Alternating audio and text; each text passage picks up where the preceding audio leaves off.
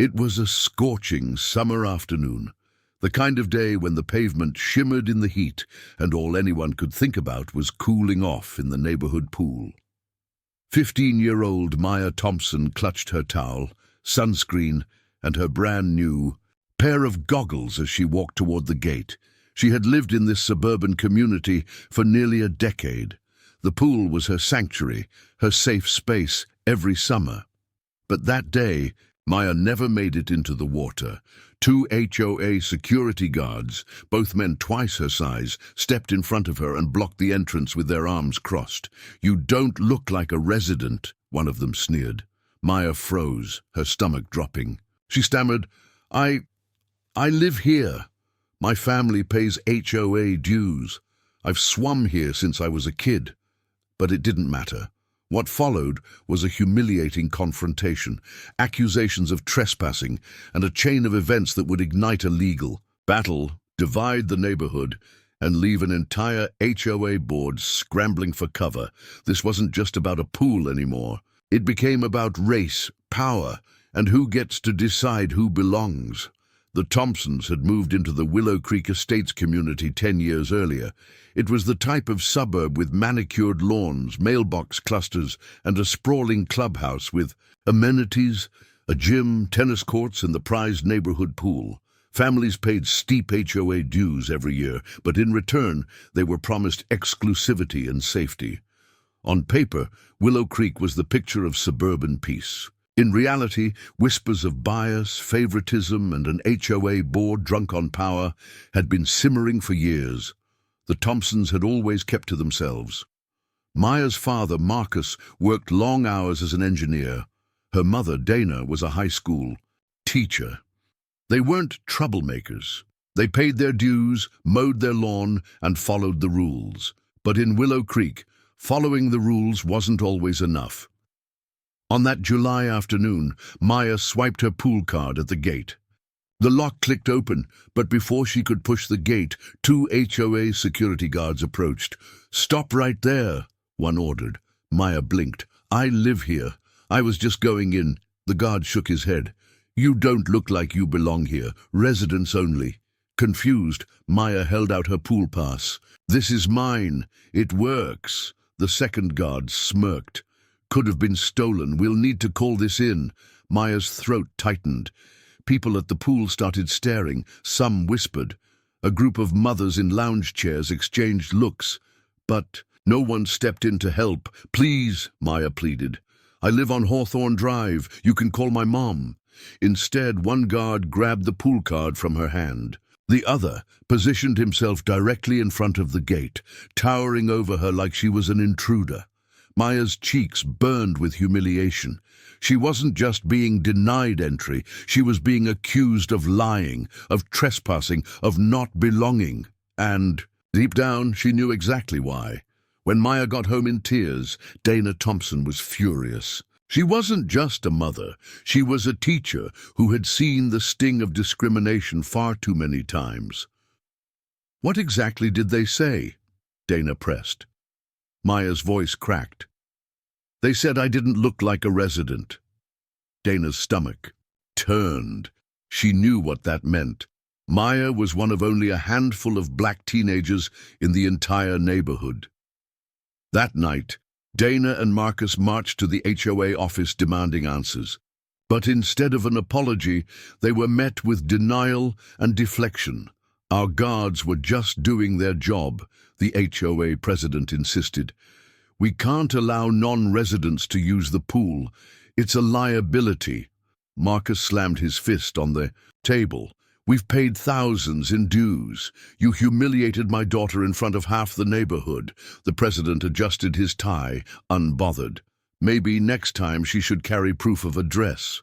The implication was clear. No matter how long the Thompsons lived there, Maya would always be treated as an outsider. Dana thought about letting it go, about warning Maya to avoid the pool and not stir the pot. But that wasn't who she was. She filed a formal complaint against the HOA security company. Then she posted about the incident in the neighborhood Facebook group. The thread exploded overnight. Some neighbors rallied behind the Thompsons. "This is disgusting. That girl grew up here. I saw what happened at the pool. The guards went too far." But others doubled down. "The guards were right. Anyone could sneak in." "Stop pulling the race card every time someone enforces rules." The neighborhood was split, and the HOA board, they issued a cold one-paragraph statement. "The HOA takes resident safety seriously. Our guards acted within protocol. We will not be apologizing at this time." Dana wasn't backing down. She contacted a civil rights attorney who saw the case for what it was: blatant discrimination. The attorney filed a lawsuit against both the HOA and the security company for violating Maya's civil rights. The case made local news within days. Headlines read, "Teen barred from pool, family claims racial discrimination by HOA." Willow Creek HOA faces civil rights lawsuit. Suddenly, Willow Creek Estates wasn't just a quiet suburban neighborhood anymore. It was the center of a scandal. Reporters camped outside the clubhouse. Neighbors whispered at block parties. Parents warned their kids to be careful around security guards. The HOA board members, who once strutted around like kings of the cul-de-sac, were now hiding from cameras and scrambling for lawyers. The courtroom was packed the day the trial began. Dana sat on one side with Maya holding her hand tightly. Across from them sat the HOA president, the guards, and their attorneys. When Maya took the stand, her voice trembled. "They told me I didn't look like a resident," she said, tears brimming in her eyes. "They wouldn't even let me call my mom. Everyone was staring. I've never felt so unwanted." Gasps rippled through the room. The HOA's lawyer tried to argue that the guards were simply doing their job, that they had reasonable suspicion. But under cross-examination, one guard admitted something shocking. "No, we don't usually ask kids for proof." "Yes, most kids just walk in without a problem." The implication was undeniable. Maya had been singled out. After weeks of testimony, the jury returned a verdict. The HOA and security company were found guilty of discrimination. Damages were awarded to the Thompson family. The HOA board president was forced to resign. The security company lost their contract. And Willow Creek was ordered to implement anti-bias training and overhaul their pool entry policies. For Maya, it was a bittersweet victory. She won justice, but she could never erase the humiliation she endured that summer. The lawsuit sent shockwaves through the HOA world. Neighborhoods across the state quietly reviewed their policies, terrified of becoming the next Willow Creek. Some residents whispered apologies to the Thompsons. Others avoided them entirely, angry that they had brought shame to the community. But Dana had no regrets. "This was never just about a pool," she told reporters.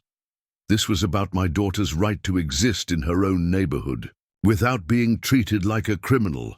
And Maya, she went back to the pool the next summer, not because she wanted to swim, but because she wanted to prove to herself and to everyone watching that she belonged. HOA power is supposed to protect communities. But when authority becomes weaponized, when rules are enforced unequally, when children are humiliated for simply existing, then an HOA stops being about community and starts being about control. The story of Maya Thompson wasn't just about one girl and a pool. It was about every neighborhood where power is unchecked, and every child who's ever been told, "You don't look like you belong."